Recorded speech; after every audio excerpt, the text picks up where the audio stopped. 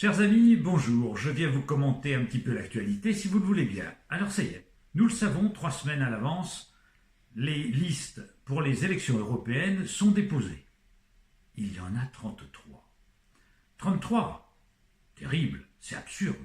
C'est démoralisant pour ceux qui attendent une véritable évolution, une rupture, un changement dans la politique de l'Europe. Pourquoi ? Parce que 33 listes, ça vous offre, amis électeurs, un choix considérable. Nul d'entre vous ne peut venir nous dire qu'il n'a pas la sensibilité qui correspond à ce qu'il pense. Vous êtes assuré de trouver dans ce panel de 33 listes au moins une qui vous corresponde. Mais je suis persuadé que beaucoup de Français vont se désintéresser de ce fatras de listes dont ils ne comprennent rien. Ils aiment en général, nos amis électeurs, des combats simples, un peu rudimentaires, le bien contre le mal, le blanc contre le noir, la vérité contre le mensonge, ce qu'ils aiment contre ce qu'ils n'aiment pas. Les nuances, vous savez, ça les perturbe, ces petits électeurs. 33, c'est beaucoup trop. C'est peut-être ce qui m'a conduit personnellement à poursuivre le combat associatif, la grande bataille des idées, la bataille éthique, philosophique, et à déserter le combat des politiques, le marigot de la politique, là où vous trouvez des mégalos, des gens complètement égotistes qui veulent faire parler d'eux à tout prix et qui veulent se présenter, même quand cette présentation ne sert strictement à rien. Alors, soyons concrets. Pour que les députés européens soient élus, il faut que la liste pour laquelle vous allez voter, quelle qu'elle soit, obtienne au moins 5% des suffrages. Si la liste obtient moins, ils n'auront aucun élu. Dans ces conditions, vous voyez que certaines listes ont des chances d'avoir des députés et d'autres pas. N'étant membre d'aucun parti, ne roulant pour personne, je ne vais pas vous donner une consigne nominative et positive de vote. Je vous appelle à voter. Je vous appelle à voter le 26 mai parce que c'est important. Parce que vous savez, le Parlement européen, il vote les lois européennes. On ne dit pas les lois, on dit les règlements, on dit les directives. Il les adopte. Il valide la Commission européenne, qui est en quelque sorte le gouvernement de l'Europe, où là se préparent les textes qui vont régir la réglementation européenne, les normes européennes. Donc le Parlement européen, c'est important. C'est important aussi parce que c'est un scrutin proportionnel, c'est-à-dire un scrutin démocratique. C'est le seul véritable scrutin démocratique auquel vous pourrez participer, puisque les élections législatives et la présidentielle, vous savez comment ça se passe, je les ai souvent critiquées, vous n'avez pas la possibilité vraiment d'exprimer ce que vous pensez. Là, vous aurez l'occasion de dire quelle est la sensibilité qui est la vôtre. Et je respecte, amis auditeurs, votre choix. C'est à vous qu'il appartient de se déterminer. Alors, moi, vous savez, je défends l'arbre, l'animal et l'homme, c'est-à-dire l'écologie et le social. Le monde va mal, le monde va mal. La pollution est croissante. Les gouvernants font des Grenelles de l'environnement, annonçant leurs bonnes intentions de réduire les pesticides, de réduire les gaz à effet de serre, de protéger la biodiversité. Et que voit-on, 10 ans après le Grenelle de l'environnement, que l'utilisation de pesticides en France non seulement n'a pas diminué, mais a augmenté. Que voit-on? Les promoteurs, les oligarques qui bétonnent actuellement les montagnes autour des stations de ski. Que voit-on dans tous les départements? Des présidents enclavés dans leur esprit, qui veulent désenclaver le moindre petit hameau en construisant partout des routes, des autoroutes, du bitume, du béton, de l'asphalte. On continue cette destruction, j'allais dire cancéreuse de la planète. L'homme, c'est la cellule cancéreuse de la Terre.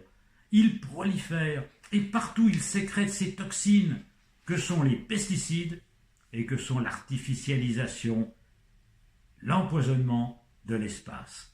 Alors, si ça continue comme ça, vous savez, ils vont en faire des beaux discours. des colloques internationaux, des conférences, la main sur le cœur, jurant qu'ils vont agir pour le climat, qu'ils vont agir pour la biodiversité, mais concrètement, non seulement rien ne s'améliore, mais on va dans le mur.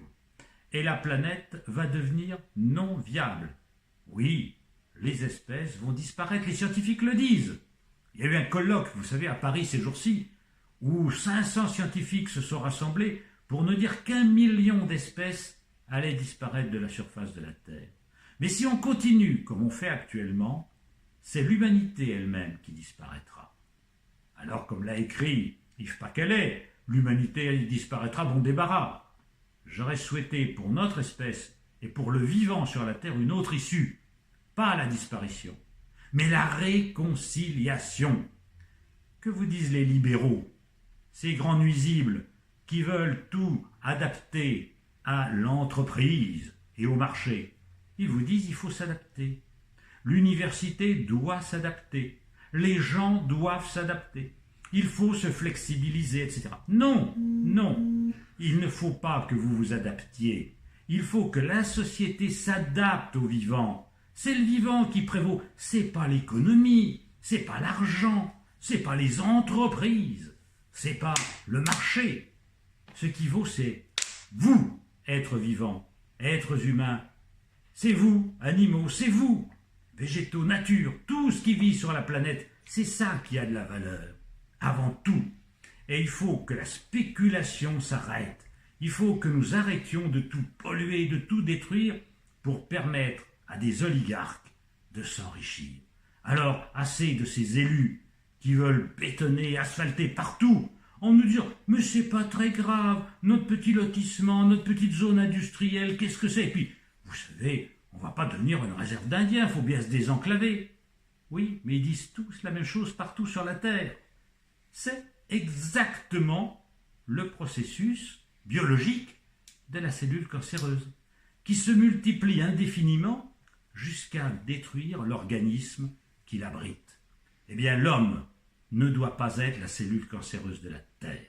Et ce n'est pas l'homme qui est dangereux, c'est l'homo economicus libéral, cette idéologie perverse qui domine la planète. Et cette idéologie, vous savez, elle feint d'être démocratique, elle ne l'est pas du tout. Il n'y a pas une extrême droite fasciste, populiste, redoutable, et une gentille droite centriste, modérée. C'est pas vrai. L'une viole, l'autre prostitue. Notre ami Michel Onfray avait très bien analysé la chose en disant il y a deux fascismes qui dominent le monde. Il y a eu le fascisme de Mussolini d'Hitler, un fasciste botté, casqué, avec des défilés aux flambeaux, avec des hordes de SA dans les rues. C'est le fascisme de Lyon, celui qui domine par la force. Et puis, il y a un fascisme mou, rusé, ce que Michel Onfray appelait le fascisme de renard. C'est celui sous lequel nous vivons. Ne vous y trompez pas, ces gens-là. Pour défendre leurs intérêts économiques de caste, ils sont prêts à tout. Ils sont prêts à éborgner les gens avec des LBD. Ils sont prêts à violer les libertés fondamentales pour défendre leur système économique, qui est un système économique qui détruit irrémédiablement le vivant. Je ne crois pas que l'on puisse concilier la véritable écologie, celle du vivant, avec le libéralisme économique. Donc, si vous voulez, le 26 mai, amis électeurs, ayez présent, en allant voter, cette vérité fondamentale. On ne réconciliera pas l'entreprise privée et le marché avec la prévalence du vivant, de l'arbre, l'animal et l'homme. Il faut choisir. Alors choisissez. En attendant, je dis, très bien, Monsieur Macron, pour le nommer, qui est évidemment le pur produit de la finance et des banques, a pris 2 mesures qui sont positives. Il a renoncé à Notre-Dame-des-Landes pour Monsieur Hulot. Il vient peut-être de renoncer à la mine d'or de Guyane pour Monsieur Pascal Canfin. Très bien, très bien. Non, il faut le dire. Quand il y a une mesurette positive, ayons l'honnêteté intellectuelle de le dire. Mais à côté de cela, on continue à massacrer la faune en France. On continue à massacrer les espaces naturels. et l'économie continue à prévaloir sur l'écologie. C'est le système qui est mauvais. C'est le système qu'il faut changer. Changeons-le. Merci mes amis, et je remercie Isabelle Alino, qui est la personne qui me permet de vous parler de temps en temps. Et merci à elle, et merci à vous, amis auditeurs. Bonne continuation.